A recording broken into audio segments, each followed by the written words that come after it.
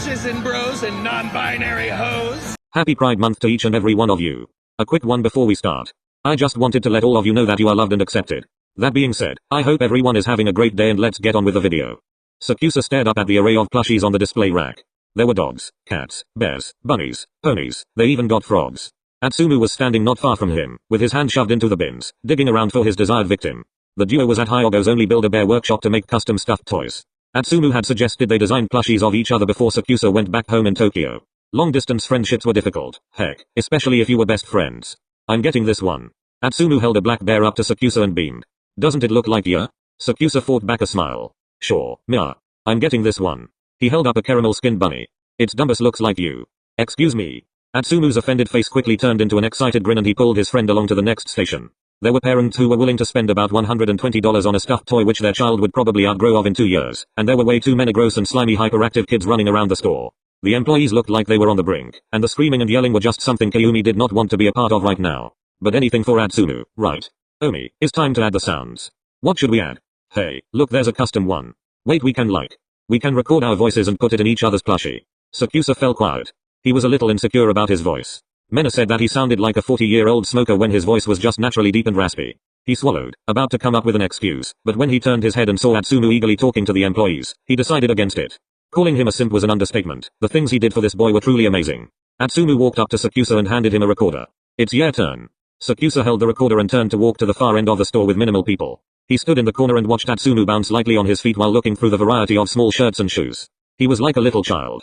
It was so fucking adorable. Sakusa was glad he wore a mask to cover his widening smile. He wrecked his brain to find the suitable words to say. He had many things he wanted to tell Atsumu, like how much he cherished his adorable smile, how much he respected his determination and passion, how much he surprisingly treasured his stupid piss-colored hair, how much he adored seeing his face light up when he gets a service ace, how much he admired how considerate and respectful he was to Kayumi and his phobia, how much he loved. Sakusa took a deep breath and ignored his palpitating heart. He hit record. Omi, we can add scents too. Atsumu held up samples and started testing them out, while Sakusa went straight to the honey-scented one. He took a whiff and immediately took one of the labels. Atsumu settled with a coffee one as he claimed that Sakusa could be bitter like black coffee and sweet like mocha, which earned a glare from the latter. He laughed and pulled him along to the stuffing station, where the employee handed them 2 red velvet hearts. Atsumu cooed at the thought of his stuffed bear having a heart and he snuggled with it, pressing his cheek against it. He gave the heart a large kiss, because, who doesn't love their best friend? Sakusa watched, eyes softening and the heart in his chest clenched. He squeezed the faux heart but couldn't bring himself to do anything more, because, who wouldn't love their best friend? Omi-kun, here. The heart and the recording. They stood in line to stuff their plushies, and Sakusa bit his lip. With slightly trembling hands, he handed the recording and heart over to Atsumu. This can either go one way or the other, and the probability of it going the desired way was 1 stroke 2. It was hella risky, since he didn't even know if Atsumu liked boys, but it was a risk he was willing to take. Was he though? He didn't have much time to rethink his decision when Atsumu snatched the items away and skipped to the employee. Sakusa wondered if the setter was high. He looked down at Atsumu's recording and heart in his palm with a sigh. Well, if this all goes south, at least he could still keep one part of Atsumu close to him. Omi-kun, your turn. Atsumu hugged his now stuffed black bear to his chest and he pushed Sakusa forward to the machine. Okay, relax, Atsumu. Don't listen to the recording until I get home, okay? Sakusa said as he watched his bunny inflate with stuffing. Oh my. So mysterious. What did you say? It's a surprise, dummy. Atsumu whined, fluffing up his bear as he buried his face into its coffee-scented dark fur. He hugged it close to his chest and Sakusa couldn't believe that he was thinking this, but damn. He really was jealous of an inanimate object.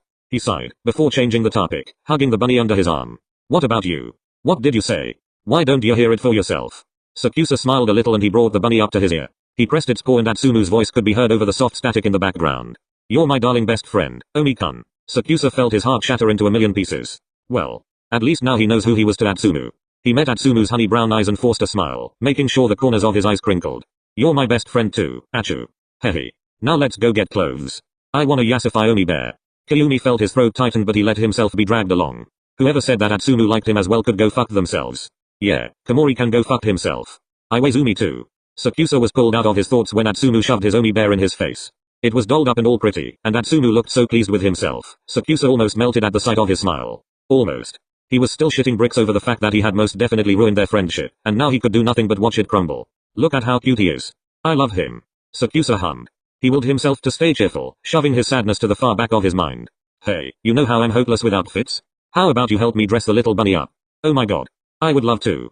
In the end, Atsumu dressed Kayumi's bunny up in an oversized pastel yellow hoodie and gave it a bee-head accessory. After Atsumu took a shitload of boomerang videos, they left the store. Sakusa insisted he paid, and they slowly made their way to the train station. He wanted to prolong his time with Atsumu, so he stopped at almost every shop along the way, pretending to be interested in things like cars and women. Atsumu didn't think too much of it, although he was a little surprised. Soon, they found themselves standing on the dark brick train platform. Sakusa turned towards the blonde and pulled him into a hug, burying his head into the crook of his neck. "I'll miss Yomi-kun." Atsumu sniffled as he tightened his hold around the taller's waist. Sakusa stayed silent, swaying themselves gently as he basked in his scent. Was this the last time they were going to do this? Kayumi truly did not know. He hoped not. Atsumu nuzzled into his chest and Sakusa squeezed his eyes shut. He didn't want to think about any of that right now. All he wanted to do was to focus on the man before him. The train to Tokyo is approaching platform 03. Passengers, do stand behind the yellow line for your own safety. The wing spiker flinched and he furrowed his brows. He didn't want to let go. Omi, the train is here. He pulled away reluctantly, studying Atsumu's golden brown orbs. Time seemed to slow down as they stared at each other. Kayumi brought a hand up and wiped a lone tear away with his thumb and he felt himself subconsciously leaning in. The train to Tokyo on platform 03 is departing soon. Kayumi broke out of his trance and sighed.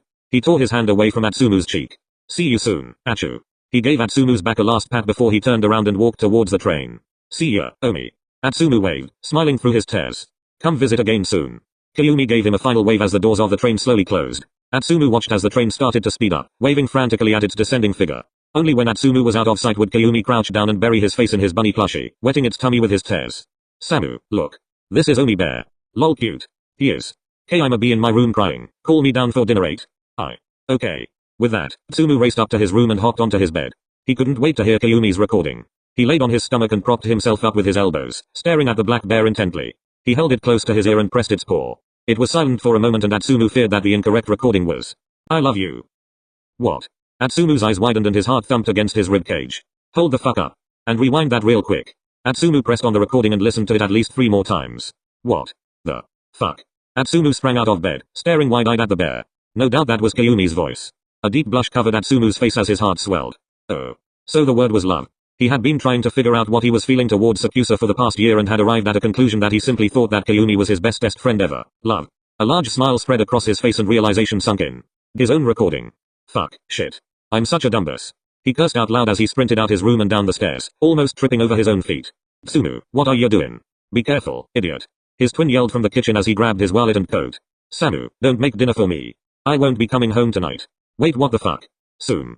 The latter's screams were ignored and Atsumu was past and arriving sooner before racing down the road. But he didn't notice the incoming vehicle speeding his way. Lol JK. It was 2 a.m. when Kayumi opened his front door. He had not expected to find Atsumu panting and breathless on his front porch. He blinked slowly, still slightly drowsy from sleep. "Atsumu." He rubbed his eyes. "Am I dreaming?" Atsumu breathed heavily as he stared at the sleepy boy. He noticed that the sides of his eyes were slightly red, like he had been crying. He caught his breath and the tips of his ears turned red. He swallowed, sucking in a deep breath and his cheeks were dusted with a pink hue. "I love you too." His voice came out as a weak whisper but somehow Kayumi heard it as clear as day. His eyes widened and his bottom lip trembled. "What? You heard me?" Atsumu stepped forward, placing his hands on both sides of Sakusa's neck. He leaned up and Sakusa felt his breath hitch. "Sakusa Kayumi. I am in love with you too." I'm too lazy to make an outro. But I hope that you guys enjoyed this video. I love you all. See you guys next week.